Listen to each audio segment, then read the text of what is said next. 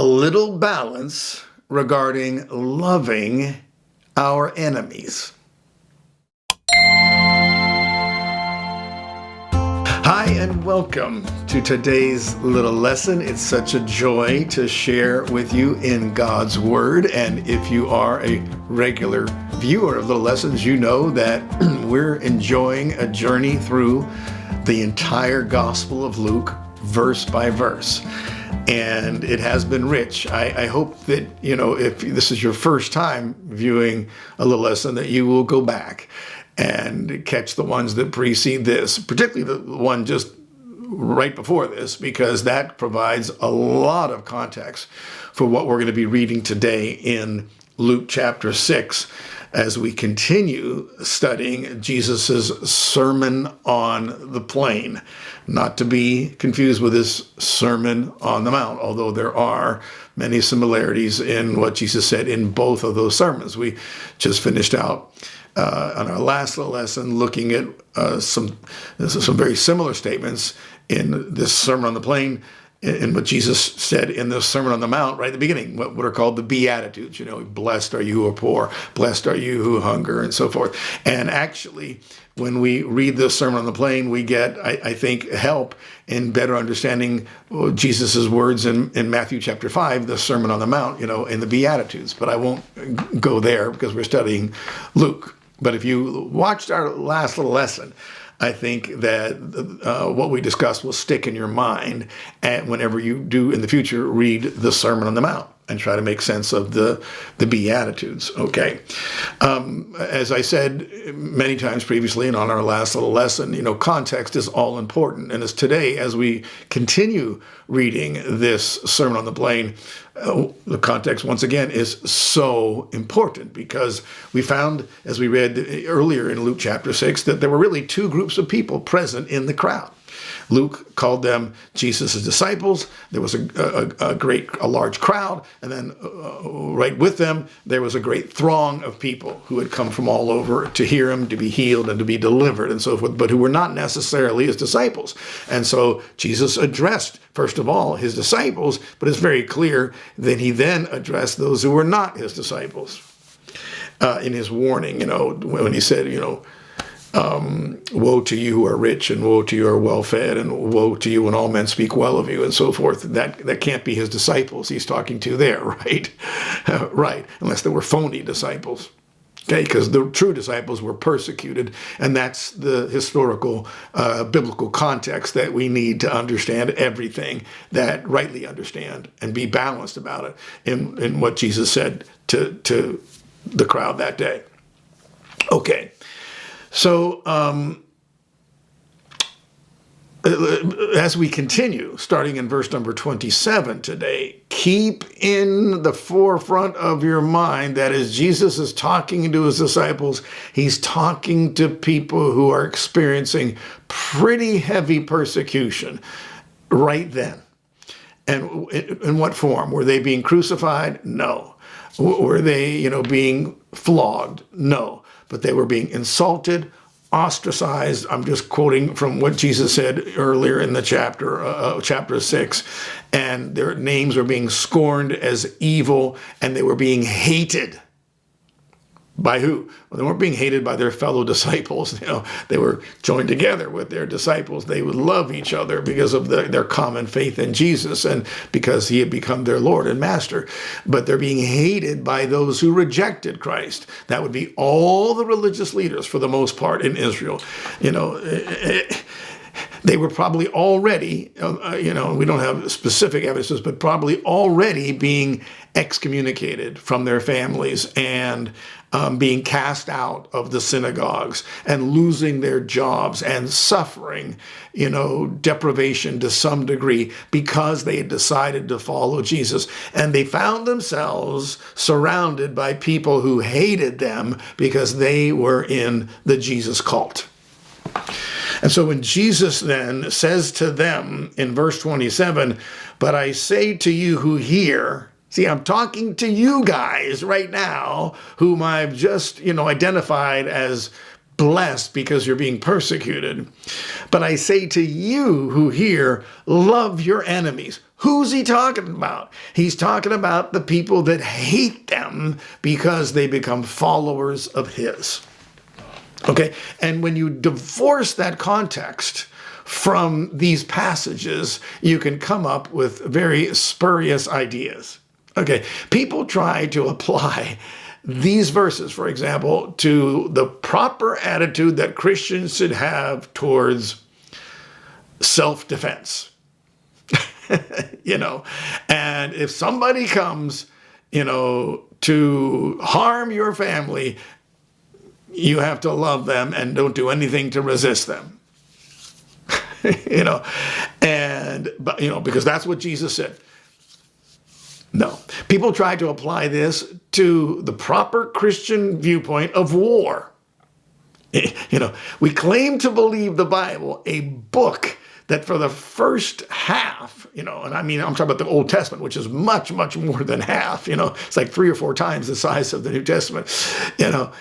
It's constant in the historical books, constant war, which many times God initiates or God helps his people to defeat their enemies in war and annihilate them in some cases. And then people say, yes, but we have this one verse, or a couple little verses, in the New Testament that tell us to love our enemies, what we're reading right now. And so therefore, no Christian should ever be in the military. This has nothing to do with that. Okay? This has everything to do with loving the people, your enemies. See, again, who are your enemies? Your enemies are people who have a stance of hatred and animosity against you. They are not people that you have conflict with, temporarily, that you resolve ultimately. The little disagreements and the little, tiffs that people get into. Enemies are people who have kind of a dedicated hatred towards you for some reason or another. And contextually, we know the exact reason that Jesus' disciples had enemies right there amongst them that they had to deal with because they were being hated. We read this in verse 22, ostracized, insulted, and scorned as evil. Why? For the sake of the Son of Man. You got it? Okay. Love those people who are hating you, insulting you, scorning your name as evil. Love those people who they've made you their enemies. And do good to those who hate you. Who's he talking about? The people who hate you. Who hate you? We read about it in verse 22. They hate them because for the sake of the Son of Man. They're persecuting the Christians. They hate you, and you're suffering for it. What should be your response? Remember, on our last lesson, the title was What to Do When They Persecute You. Well, this is really part 2 of that. You leap for joy, be glad, because great is your reward in heaven, and then love those people in hopes that you're gonna, and taking the higher ground, you're gonna shame them to see that you're morally above them. Do good to those who hate you. Bless those who curse you. Pray for those who mistreat you. Are you reading this now in context, maybe for the first time in your life? Because it lines up so much what Jesus just said seconds ago. They curse you. They hate you. They mistreat you. What should you do? Love them, do good to them, pray for them. Now, let's clear this up right away. Loving people is not really, at least in the context of Jesus speaking here, he's not talking about feel good about them and have nice, warm, fuzzy feelings like you would love someone, who loves you. This is a decision, an act of your will to do something that is an act of love or acts of love towards those people who are mistreating you and hating you and cursing you. And then Jesus gets more specific. Whoever hits you on the cheek, offer him the other also. Whoever takes away your coat, do not withhold your shirt from him either. Give to everyone who asks of you. Whoever takes away what is yours, do not demand it back. And so I think it's pretty safe to assume that these things were happening to the people, his disciples, in the crowd that day. They may, to some degree, even have been happening at the hands of other people in the crowd who were not yet these Jesus disciples, who came to be healed, but didn't come to submit and to follow.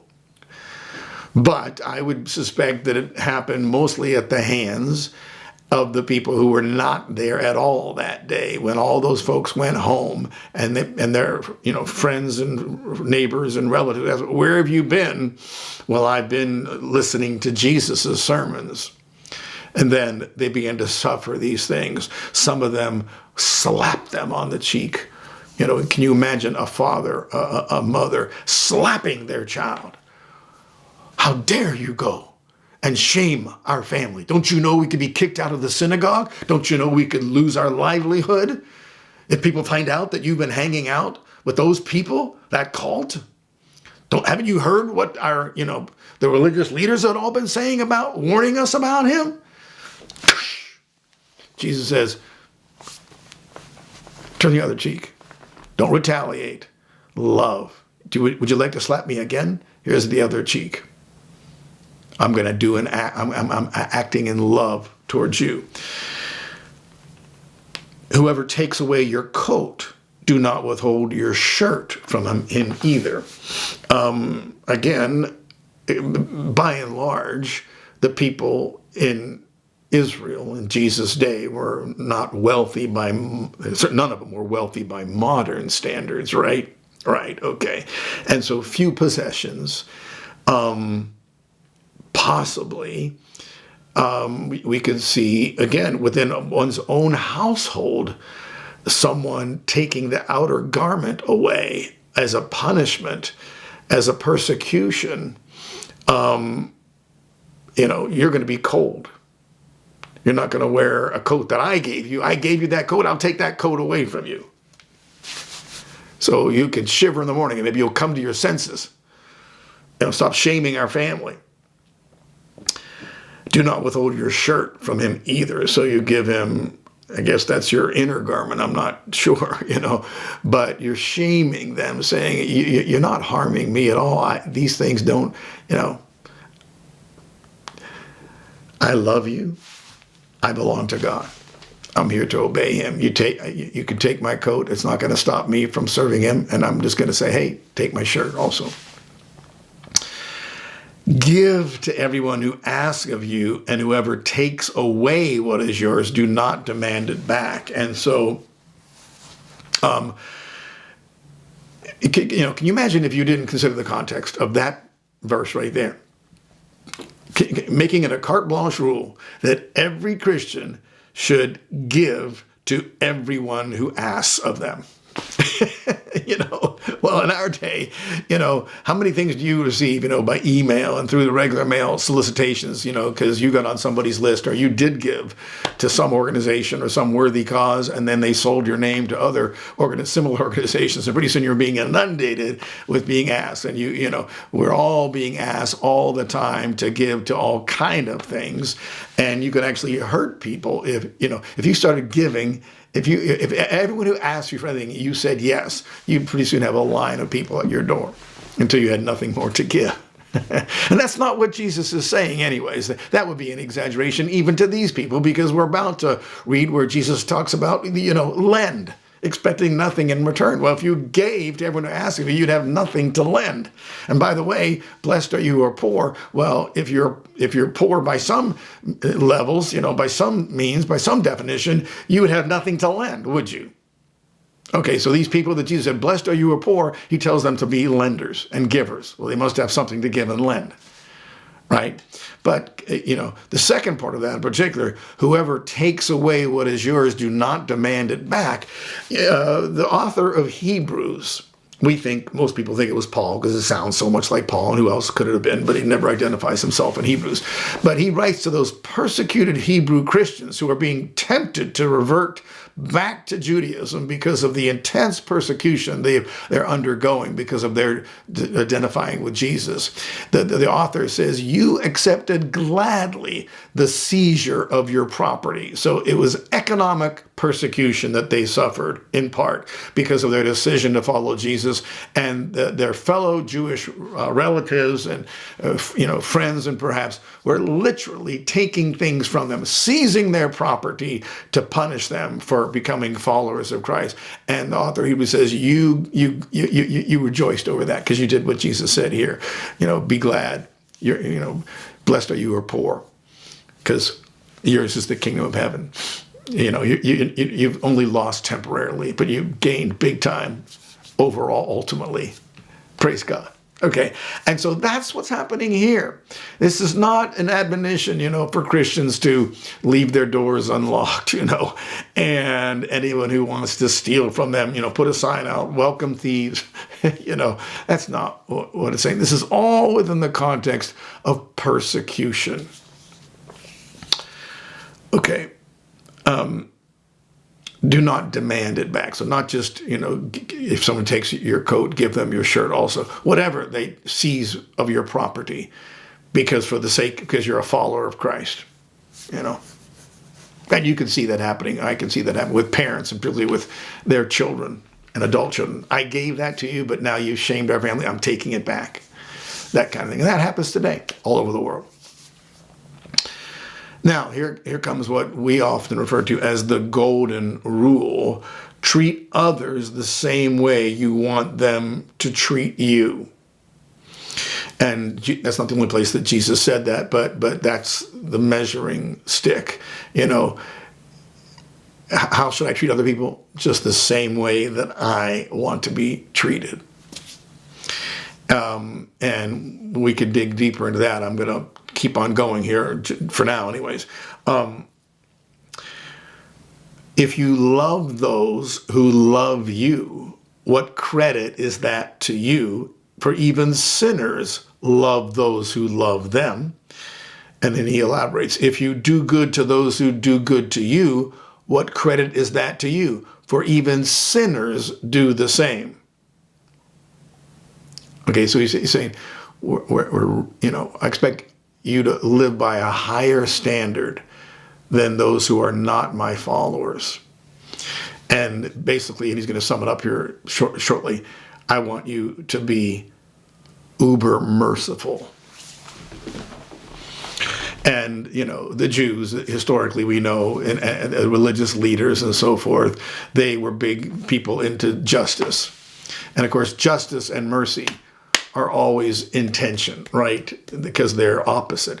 Justice calls for rightful punishment immediately. Mercy says delay that punishment or, ignore the offense altogether. And so if you're both just and merciful as God is, you hold both of those things in tension. And God wants us to err not on the side of justice, but err on the side of mercy. That doesn't mean we become enablers, and there's no justice because the Bible, admonishes God's people to pursue justice and to love justice. Okay, and to defend widows and orphans. That's on the justice side, but also to be merciful. And we need to stay balanced. And so in this case, he's talking to people that are a little bit heavy, following the example of the religious leaders on the justice side, and he wants to pull them more toward the merciful side. And so it's very possible that the religious leaders of Jesus' day taught this very thing, that we're supposed to love our neighbors. And who is your neighbor? We define your neighbor as anyone who loves you. Because, your enemies don't love you. Jesus saying, no, even in the law of Moses, I told you to be kind to people that don't deserve it. There are laws in the Mosaic law. If you see your your enemy's donkey struggling under its load. You are not to ignore the situation, but you are to go and help your enemy. And Proverbs, one of the Proverbs says, if your enemy is hungry, give him food. If he's thirsty, give him a drink. For in so doing, you will pour burning coals on his head. That is, you'll shame him by overcoming evil with your good. These are Old Testament, principles of morality and ethics and, commandments on how we should get along with our neighbors who, for some reason, hate us and have become our enemies. We're trying to win them by our love. And so Jesus says, you got to do better than that. And he goes on, verse 34, if you lend to those from whom you expect to receive, what credit is that to you? Now, they were not allowed to charge interest under the law of Moses to fellow Israelites. They could lend to Gentiles and charge interest, but not their fellow Israelites. So I am persuaded that within this context, Jesus, when he talks about don't expect anything in return, he's not talking about just forget about the interest, but of course you expect the principal. No, he's saying don't even worry about the principal, because you are going above and beyond what is the standard of the people who are not my followers. If you lend to those from whom you expect to receive, what credit is that to you? Even sinners lend to sinners, listen, in order to receive back the same amount. See, they're not charging interest, because that's forbidden under the Mosaic law. They're just wanting to get back what they gave. Now, I'm at a little rabbit trail here real quick, because we have something today that they did not have, a circumstance that I think allows for charging interest. And are you ready? Here it is. Back in their day, money was actually real money. It was silver and it was gold. And they didn't know any such thing like we know today as inflation, which is the result of governments printing money to pay their debts, usually in a currency that has less value. It's called fiat money, just money that's spoken into existence, not even backed. At one time, for example, the US dollar was backed by gold. And even when I was a kid, you could get a silver certificate, and you could actually go to banks and, theoretically trade your silver certificate for the value of that silver certificate in silver. But that all changed, I think in 1970-something, it went off the gold standards. But anyways, back in Jesus' day, if you lent somebody money and you got back the same amount, you could still buy the same things. You do that today and you lend somebody money, and when they pay you back the same amount, you actually got back less. Now, Jesus said, don't expect anything back when you lend, because you're loving people by God's standard. So I'm not in any way trying to contradict that. All I'm saying is that if you lend money to somebody and only require them to pay the principal back, that's really a virtuous thing, because what they pay you back, however, how much time it takes, it's worth less than it was when you lent it to them. And so, therefore, I personally see nothing wrong with charging reasonable amounts of interest, to get back at least what you lent. Okay, and and again, they were allowed. They were just forbidden to lend with interest to their brothers, making a personal loan. You're not talking about making loans to corporations, multinational corporations, where you buy a bond or something, and expect a return. There's no application whatsoever to that. That somehow there's something inherently, intrinsically wrong with earning interest. No, Jesus, in the parable of the talents, the third servant who buried the talent said, why didn't you just invest in the bank and I would receive my money back with interest, right? Right. So on a personal loan, and again, what were you making personal loans for back in that day, in that economy? It was not for, a person wasn't borrowing money, a personal loan to make an investment in the stock market to make some money, or even for venture capital, or anything. More likely, you're loaning them money to tide them over so they could buy food until their own harvest or something like that. These were loans of, we could call them loans of necessity. And so Jesus doesn't want us capitalizing on the poor, making loans to people that need money to buy food, and then we're going to earn interest on that kind of a loan. No, that I would apply that principle under the new covenant as well. Okay. But again, the theme hasn't changed because he says, but love your enemies and do good and lend, expecting nothing in return, and your reward will be great. So, part of the doing good to your enemies is making them a loan. And again, historically, contextually, you're not making your enemy a loan so he can start a used car business on the corner lot, or even buy a fishing boat, so he can get in a fishing business. No, you don't have that kind of money yourself to be lending the average person. It's loaning someone to tide them over during a crisis situation. And so do that for your enemies. If they're hungry, you give them something to eat, or maybe you loan them something, loan them some money so they can buy something to eat, and when they come to pay you back, you say, that's great. I wasn't expecting you to pay me back, and if you didn't, it'd be okay, because I'm providing food for you and helping your family get through a crisis. And in so doing, I've loved my enemy. Loved my enemy. I've been good to someone who didn't deserve it, and I'm shaming my enemy, pouring burning coals on his head. Nobody else would lend him money. His other friends, who are also my enemies, wouldn't lend him money, but I lent him money. I'll close by telling you a story. I've heard this story. It's happened, I know the firsthand. Well, one of the things that the Ministry of Heaven's Family does, which we started 22 years ago as I'm filming this, is drill wells. And we've done that in many countries around the world, hundreds and hundreds of wells through the hard work of the staff members of Heaven's Family. And there have been cases where we've drilled wells in villages where the Christians were not allowed to use the community well because it was a Hindu community. And because they're Christians, they persecuted them in that way, among other ways. You can't come to this well because you're a Christian. And so they forbid them. So the Christians have to walk a great distance to some place where they can get water.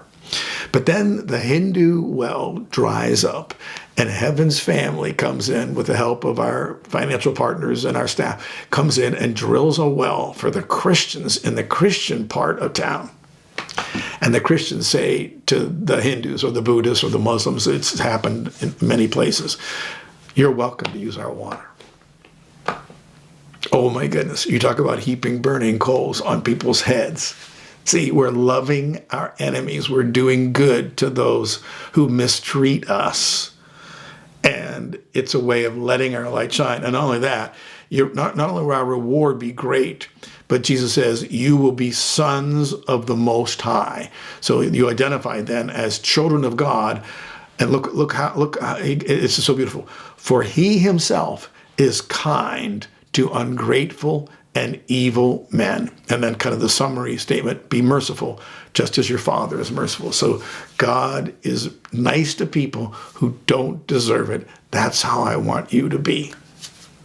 But this has nothing to do about the right posture of when a foreign army invades your country. It's not what Jesus is talking about whatsoever. And so therefore, let's, treat them with kindness, and we won't shoot back at them, or we won't defend our families. What? You won't defend your family? You're supposed to love your family, And so in this case, love defends the victims, right? Doesn't it? Against the perpetrators, of course. And so many people's thinking gets so mixed up because they'll take a verse and say, oh, this has universal application to every situation that we'd ever face. No, we're reading about what to do when you are persecuted. And we're all persecuted, and so we can all obey this. Rejoice, be glad, you're on the right side. What great is your reward in heaven? He says that over and over again. We just read it like the second or third time here. And love our enemies. That is, we treat them like they don't deserve, with kindness. That's what it means. Okay, all right.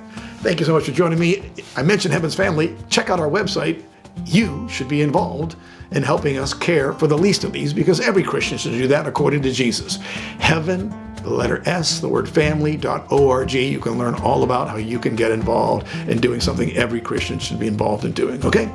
Until the next time, may the Lord continue to bless you as you continue following the Lord Jesus Christ.